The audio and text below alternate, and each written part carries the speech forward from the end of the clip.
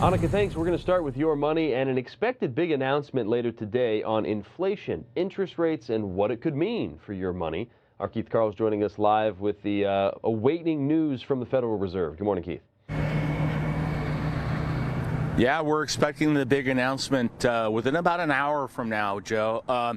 The U.S. Federal Reserve is trying to do everything it can to tame inflation in the United States without tipping the American economy into a full-blown recession. We can tell you that Fed Chair Jay Powell is expected to announce those plans for a future interest rate hike program. That will be happening at a conference that's being hosted this week in Jackson Hole, Wyoming. Now, future interest rate hikes will impact the average consumer in a number of ways, notably things like home mortgage and car loans to interest that's paid on credit card debt. Americans continue to feel the impact of inflation, particularly at the grocery store, where food prices are up by at least 5% or more compared to this time last year. And while there has been some relief with falling gas prices in recent weeks, it's not enough to make a significant difference for most Americans and their money and how they spend it. Now, future interest rate hikes will also impact trading on Wall Street and financial markets. That ripple effect will also impact individual retirement savings accounts like 401ks. And again, we're expecting that announcement from Fed Chair Powell sometime within the hour this morning. Reporting live in Santa Maria this morning, I'm News Channel reporter Keith Carls. Joe, I'll send it back to you. All right, Keith, right on cue. We're going to take you to Jerome Powell. He is talking right now, and he has already said that the Fed is likely to keep raising interest rates sharply for some time to combat persistently high inflation. So let's listen in for a moment.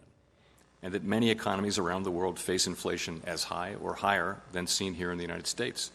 It's also true, in my view, that the current high inflation in the United States is the product of strong demand and constrained supply, and that the Fed's tools work principally on aggregate demand. None of this diminishes the Federal Reserve's responsibility to carry out our assigned task of achieving price stability. There is clearly a job to do in moderating demand to better align with supply. We are committed to doing that job. The second lesson is that the public's expectations about future inflation can play an important role in setting the path of inflation over time. Today, by many measures, longer-term inflation expectations appear to remain well anchored. That is broadly true of surveys of households, businesses, and forecasters, and of market-based measures as well. But that is not grounds for complacency, with inflation having run well above our goal for some time. If the public expects that inflation will remain low and stable over time, then, absent major shocks, it likely will. Unfortunately, the same is true of expectations of high and volatile inflation. During the 1970s, as inflation climbed, the anticipation of high inflation became entrenched in the economic decision-making of businesses and households. The more inflation rose, the more people came to expect it to remain high, and they built that belief into wage and price decisions.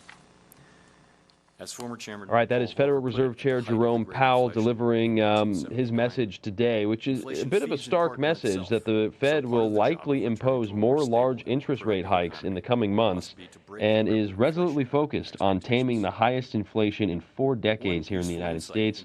Powell has acknowledged that the Fed's continued tightening of credit will cause some pain for many households and businesses as higher rates further slow the economy and potentially lead to job losses.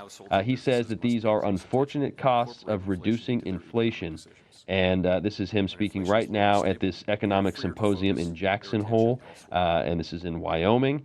He also said a failure to restore price stability would mean far greater pain. So they are going to be continuing to raise interest rates, it seems, for some time.